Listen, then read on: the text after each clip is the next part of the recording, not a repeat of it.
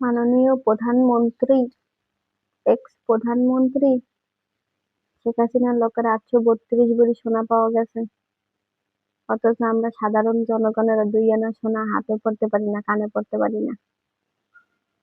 জনগণের সরকার, হম জনগণের সরকার।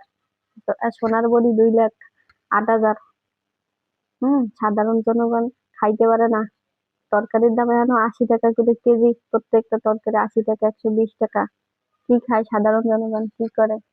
হম অথচ জনগণের সরকার, পলিটিশিয়ানরা জনগণের জন্য ফাটাই ফেলাইবে। এখন নতুন নতুন বক্তব্য শুরু হইবে, যেহেতু সামনে নির্বাচন। হম পলিটিশিয়ানরা হচ্ছে যে এই দেশ একদম উন্নত করে লাইবে, দ্রব্যমূল্যের দাম কমাইয়া লাইবে, সবকিছু উল্টাই ফেলাইবে। কত কত প্রতিশ্রুতি যে যে এলাকায় থাকবে সেই এলাকার অনেক কিছু উন্নত করবে। এই খাইতে পারতেছি না 80 টাকা কেজি তরকারি। মধ্যবিত্ত, যারা নিম্ন মধ্যবিত্ত আছে মধ্যে যাইতে আছে।